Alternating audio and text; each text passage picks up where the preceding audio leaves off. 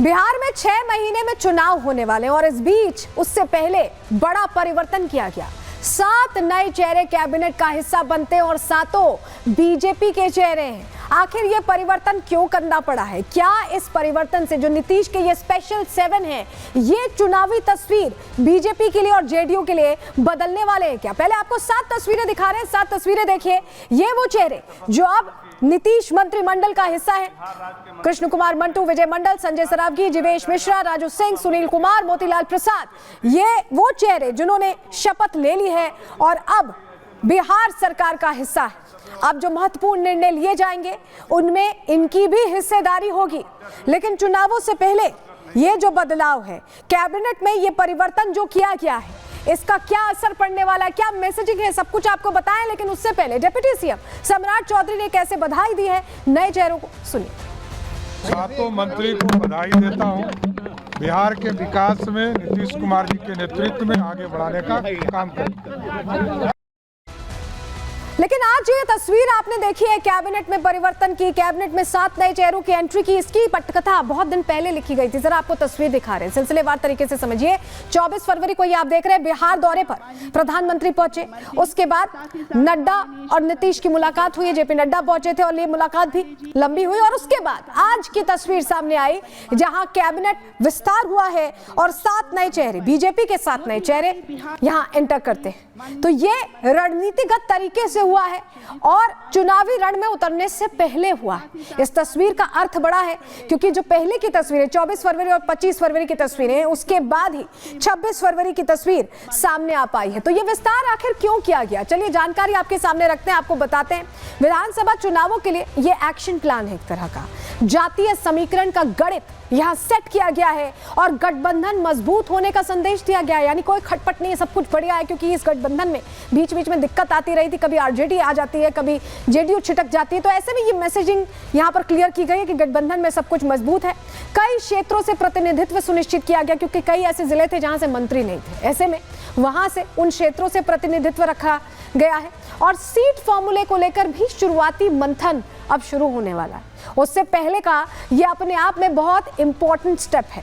लेकिन आप समझिए, ये जो तस्वीर हमने देखी है, ये अपने आप में बड़ी तस्वीर है। ये बड़ी तस्वीर इसलिए क्योंकि चुनाव आने वाले हैं। हमारे वरिष्ठ सहयोगी प्रकाश हमारे साथ सीधे जुड़ रहे हैं, उनका रुख कर रहे हैं। प्रकाश, ये जो तस्वीर आज हमने देखी है, ये बीजेपी को हमेशा ही कहा जाता है कि ये चुनावी मोड में रहने वाली पार्टी है। दिल्ली फतेह हो गई, अब तैयारी बिहार की। क्या उसी का नतीजा आज की तस्वीर? जरा समझाइए दर्शकों को।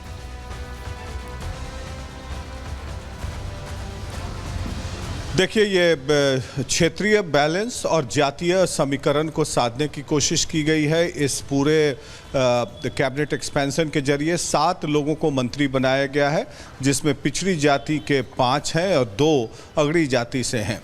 तो बीजेपी का जो आधार वोट है वो अगड़ी जाति का रहा है, वैश्य का रहा है। लेकिन पहली बार ये देखने को मिला कि कुशवाहा और कुर्मी जाति के भी 2 मंत्री बने गए हैं, जो कि आधार वोट नीतीश कुमार का है।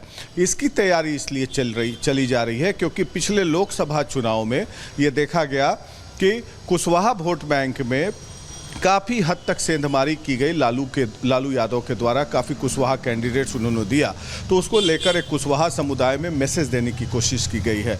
उसी तरीके से वैश्य में संजय सरावगी और मोतीलाल शाह तेली जाति से आते हैं, उनको दिया गया है प्रतिनिधित्व।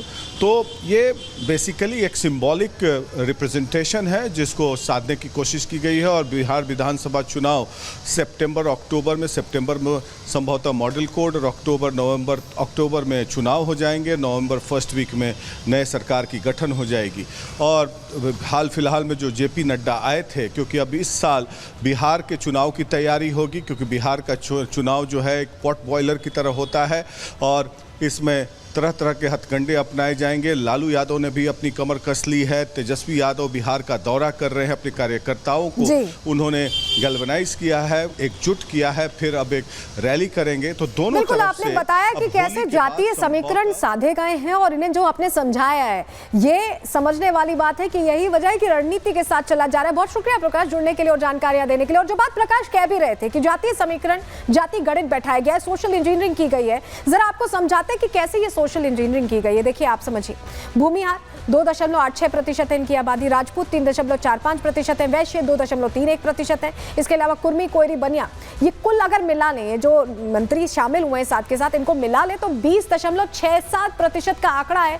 ये पूरी आबादी टारगेट हो रही है इस सोशल इंजीनियरिंग फॉर्मूले से जो यहाँ एप्लीकेबल किया गया इन 7 नए चेहरों को जगह देके। तो आप समझ रहे हैं तैयारी बड़ी है और यही वजह है कि 7 नए चेहरों की एंट्री एंड चुनावों से 6 महीने पहले करवा दी गई है और इससे मैसेजिंग भी क्लियर है और जो रिजल्ट इन्हें चाहिए वो भी क्लियर होता दिखाई दे रहा है। लेकिन आपको बताएं कि बिहार को लेकर ऐसा नहीं है कि अभी ये 7 चेहरे आए हैं और इसके जरिए मैसेजिंग दी जा रही है। बिहार को लेकर प्लान शुरू से रहा है और इसको लेकर काम भी शुरू से चल रहा है, क्योंकि बीजेपी तैयारी के साथ चलती है और ऐसे में तैयारी यहाँ पूरी है, क्योंकि यहाँ पर भी पूरी रणनीति बनाकर ही सारी तैयारी की गई है। क्यों हम ऐसा कह रहे हैं, चलिए जल्दी से आपको जानकारी हम देते हैं, आपको बताते हैं।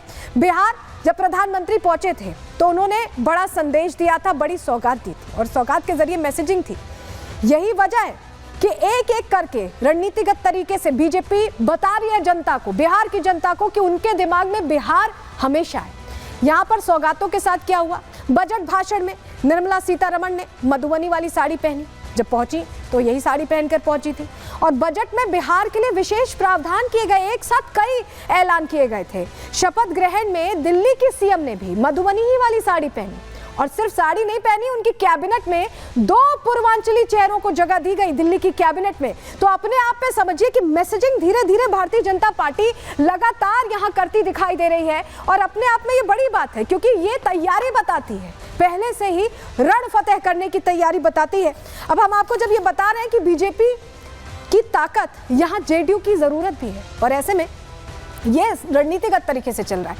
डबल इंजन सरकार से पूरा फायदा बिहार को मिल रहा है। बजट में 60,000 करोड़ रुपए का विशेष पैकेज दिया गया, एक्सप्रेसवे निर्माण के लिए 26,000 करोड़ रुपए दिए गए, बाढ़ प्रबंधन के लिए 11,000 करोड़, वहीं 500 करोड़ रुपए यहां पर मिले, 10 नए मेडिकल कॉलेजेस की स्थापना की गई, हवाई अड्डे बनाए गए हैं, पूर्णिया बेटा एयरपोर्ट को विकास करने की बात है, मखाना बोर्ड बनाने की बात है। ये तमाम चीजें डबल इंजन से ही संभव हो पा रही है और ऐसे में जेडीयू के लिए भी बीजेपी उतनी ही जरूरी दिखाई दे रही है। किस तरह से अब चुनाव में इसका फायदा मिलता है, इस पर हमारी नजर रहेगी। इसी के साथ आज के लिए प्रहार में इतना ही, कल फिर हाजिर होंगे डिटेल रिपोर्ट के साथ। दीजिए इजाजत, नमस्कार।